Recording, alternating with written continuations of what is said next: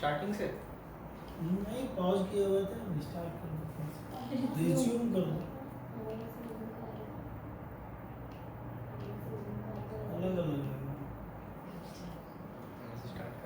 Starting से मतलब श्लोक के बाद से ही शुरू करना। पहला बड़ों का आगे के अनुसार ही चलना चाहिए। जैसे रामायण में राम जी ने अपने पिताजी यानी दशरथ के आगे के अनुसार ही चले थे। उन्होंने उन्हें आदेश दिया था कि 14 वर्ष वनवास में बिताएं, तो उन्होंने पूरे 14 वर्ष वन में ही बिताए थे। दूसरा है कि हमें अपने वचन का पालन करना चाहिए। हमने जो वचन दिए हैं उसके अनुसार ही हमें उसकी पूर्ति करनी चाहिए। एक महान कहावत है जो है प्राण जाए पर वचन न जाए, जिसका अर्थ है कि चाहे कुछ भी हो जाए, चाहे प्राण भी क्यों ना निकल जाए, आपको अपने वचन का पालन तो करना ही चाहिए। तीसरा है कि हमें बुरी संगति में नहीं रहना चाहिए। जैसे रामायण में कई मंथरा की संगति में थी, उसी वजह से उसका उसको बहुत क्या कहते हैं अपमान हुआ था। इसलिए इससे हमें ये सीख मिलती है कि हमें अच्छी संगति में रहना चाहिए। और चौथा है कि हमें धर्म के मार्ग पे ही चलना चाहिए, हमें कभी अधर्म नहीं करना चाहिए। राम जी ने कभी अधर्म नहीं किया था, हमेशा धर्म के मार्ग पे ही चले थे। और अब पांचवा है कि हमें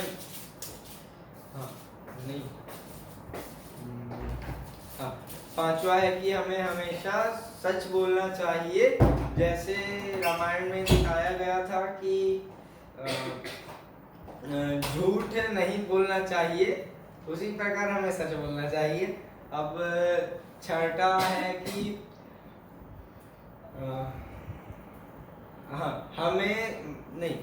किसी महिला का मतलब अपमान होता हुआ नहीं देखना चाहिए, मतलब उसके खिलाफ आवाज उठानी चाहिए। जैसे जब रावण ने सीता माँ का अपहरण किया था, तब जटायु ने पूरे हिम्मत के साथ रावण के साथ लड़ा था, लेकिन फिर भी जीत नहीं पाए थे, लेकिन फिर भी अपने प्राण भी त्याग दिए थे। धन्यवाद। जय श्री राम।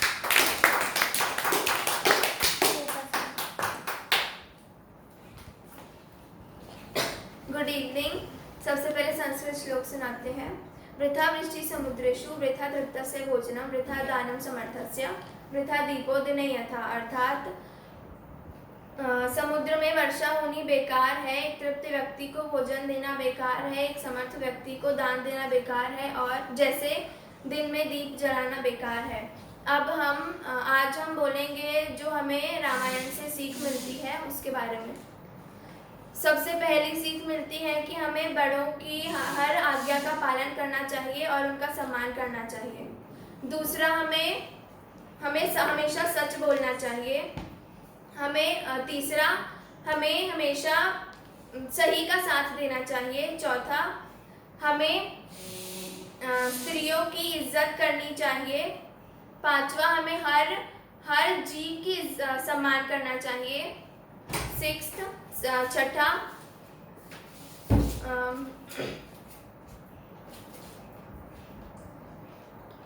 हमें किसी के कान नहीं भरने चाहिए, जैसे मंथरा ने केकई के भरे थे। 7th,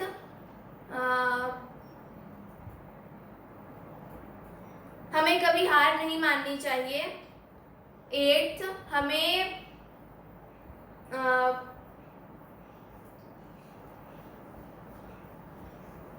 हमें किसी के बारे में बुरा नहीं सोचना चाहिए। 9th, हमें हमारे मन में कभी ईर्ष्या की भावना नहीं होनी चाहिए। धन्यवाद।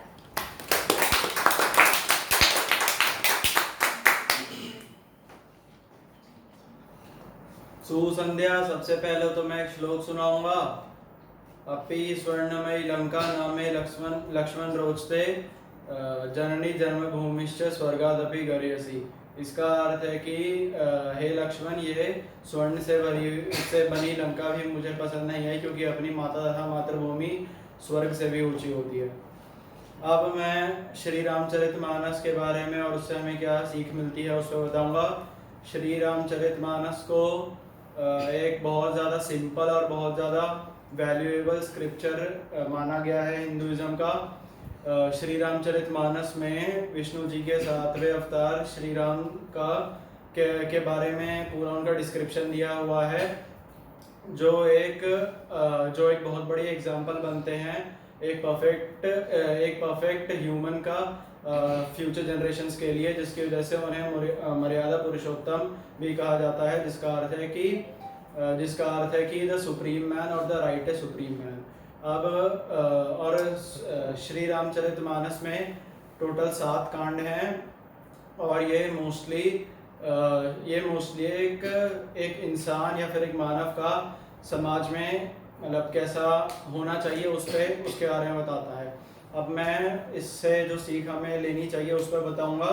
तो सबसे पहले तो हम लोगों को अपना जो हमारे एथिक्स हैं उसको किसी भी सिचुएशन में सबसे ऊपर रखना चाहिए। नो मैटर कोई भी सिचुएशन कितनी ही बुरी हो जाए, हम लोग अपने एथिक्स या मॉरल्स कभी भी लूज़ नहीं करने चाहिए, क्योंकि मॉरल्स और एथिक्स ही हैं जो फंडामेंटल पिलर्स बनते हैं एक इंसान के बिल्डिंग में। सेकंड, हम लोगों को कभी भी किसी भी मुश्किल के टाइम पे हम लोग का कर्म, फ्रेंड्स, वाइज ये सब टेस्ट करा जाता है और इन सभी को हम लोग को बहुत ज़्यादा इम्पोर्टेंस देनी चाहिए, क्योंकि किसी भी मुश्किल सरकमस्टांस में ही इन्हीं सारी चीज़ों का असली टेस्ट होता है। उसके बाद एक और सीख जो हमें मिलती है वो है कि हम लोग को हमेशा अपने से बड़ों को रिस्पेक्ट करना चाहिए। ये डिपिक्ट कर सकते हैं जब श्री राम को 14 साल का वनवास दिया गया था, जिसको उन्होंने एक ब्लेसिंग की तरह लिया था अपने पिता से, और डिस्पाइट इसके जानते हुए कि वो अगले राजा होने वाले थे। उसके बाद अगली जो सीख मिलती है वो हम लोग को हर वक्त हार्डवर्क का साथ देना चाहिए और हर वक्त हार्डवर्क के रास्ते पे ही चलना चाहिए। श्री राम जो अयोध्या के राजा थे, उन्होंने कभी भी हार्डवर्क का या फिर मेहनत का साथ नहीं छोड़ा और हर वक्त मेहनत के ही साथ रहे। उसके बाद हम लोग को एक और सीख मिलती है कि हम लोग को हमेशा अपने कर्म और हमेशा अपनी ड्यूटी निभानी चाहिए। जैसे एक स्टूडेंट है, उसकी ड्यूटी ये होती है कि उसको सबसे पहले अपनी पढ़ाई को सबसे ज़्यादा महत्व देना चाहिए। एक पॉलिटिशियन की ड्यूटी होती है कि अपने नेशन को सर्व करना चाहिए। उसी प्रकार हम लोग को हमेशा अपनी ड्यूटी और कर्म को सबसे ऊपर रखते हुए उसका पालन करना चाहिए। फिर एक और सीख जो हमें मिलती है श्री रामचरितमानस से वो है कि हम लोग को किसी में भी डिस्क्रिमिनेट या फिर डिफरेंशिएट नहीं करना चाहिए। ये हम लोग डिपिक्ट कर सकते हैं जब श्री राम को शबरी ने झूठे बहर खिलाए थे। श्री राम ने इसे भी एक ब्लेसिंग की तरह लिया था और ना किसी और चीज़ के बारे में ना सोचते हुए उन्होंने सिर्फ उनके अंदर का अफेक्शन और प्यार देखा और उसको भी एक ब्लेसिंग की तरह हैप्पीली एक्सेप्ट करा। उसके बाद हम लोग को हमेशा सच का और धर्म का साथ देना चाहिए। ये हम लोग डिपिक्ट कर सकते हैं श्री रामचरितमानस में जब विभीषण श्री राम के शरण में आ गए थे और धर्म का ही उन्होंने साथ दिया था। उसके बाद हम लोग को हमेशा lust, greed, anger, hatred, insensitivity, jealousy सबका त्याग करना चाहिए, क्योंकि ये सारी चीज़ें हैं जो एक इंसान को धीरे धीरे ही सही लेकिन एक इंसान को ब्रेक करने लग जाती है और एक प्रॉपर कैरेक्टर इंसान का बिल्ड नहीं हो सकता। उसके बाद एक और जो हम लोग को श्री रामचरितमानस से सीख मिलती है कि हम लोगों को हमेशा एक बिलीफ रखना चाहिए और हमेशा भगवान और धर्म में मानना चाहिए, क्योंकि सिर्फ यही एक रास्ता है जिससे हम लोग अपनी ट्रू पोटेंशियल पे रीच कर सकते हैं। धन्यवाद।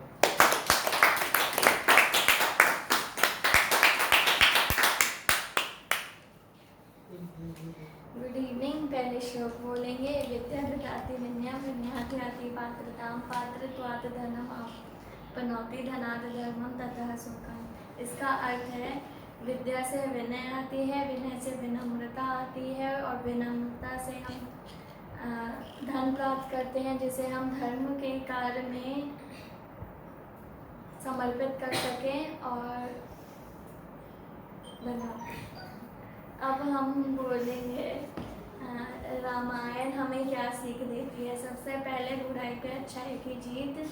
जब रावण ने तो बुरी नीयत से सीता माँ का हरण किया था तो राम जी ने रावण को मार के बुराई पे अच्छाई की जीत की थी। दूसरा, विविधता में एकता।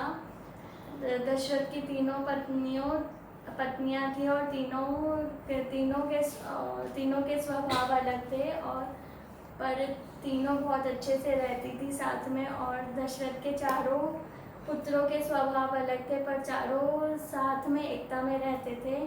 तीसरा, सच्ची भक्ति और समर्पितता। जब हनुमान जी ने अपनी सच्ची भक्ति से राम जी को लंका में पूरा सहयोग दिया और अपना जीवन पूरा उन पे समर्पित कर दिया।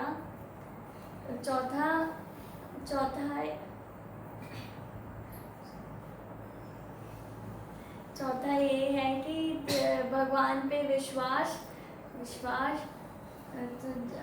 जब लंका तक जाने के लिए वो बनाना था, पत्थर से मार्ग बनाना था, तो फिर सारे वानरों ने भगवान पे विश्वास रख के पत्थरों को पानी में छोड़ दिया जो डूबा नहीं, जिससे लंका तक जाने का मार्ग बन गया। पांचवा, सबसे सामान्य व्यवहार। राम जी सबसे सामान्य व्यवहार करते थे। वह किसी में भी भेदभाव नहीं करते थे। वो विभीषण को भी अपने भाई भरत जैसा ही मानते थे। छठा, ऐश्वर्य से बढ़कर रिश्ते। राम जी ने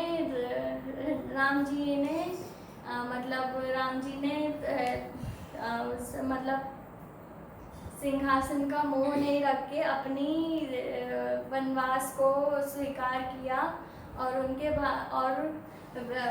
भाई लक्ष्मण ने भी साथ में ही सब कुछ छोड़ के उनके साथ वनवास में गए। और उनके भाई भरत ने भी जब उनके भाई भरत को चांस मिला था कि वो सारा राजपाट खुद से संभाले, तो उन्होंने नहीं लिया और 14 साल तक उन्होंने भी अपना जीवन वनवास की तरह ही काटा। धन्यवाद।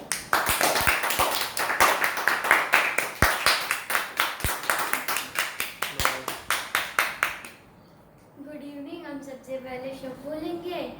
मंगलम भगवान विष्णु, मंगलम गरुड़ध्वज, मंगलम पुंडलीकाक्षाय, मंगलाय तनुहरि।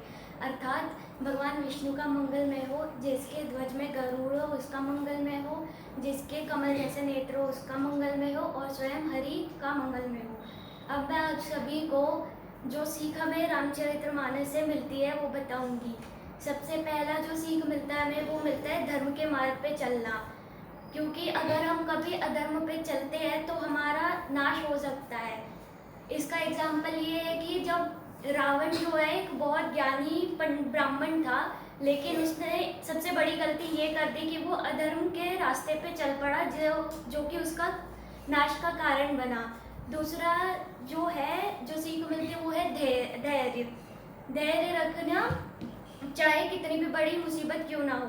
इसका ये उदाहरण है कि जब सीता का हरण हुआ था तो राम जी बहुत परेशान थे और पूरे जंगल में उनको खोज रहे थे, लेकिन वो अपना धैर्य नहीं खोए थे और जितने भी मुसीबत में लोग थे उनकी मदद भी करते जा रहे थे। तीसरा जो सीख मिलता है वो होता है वादा। अगर वादा करते हैं तो उसे पूरा करना चाहिए या फिर सोच समझ के ये वादा करें।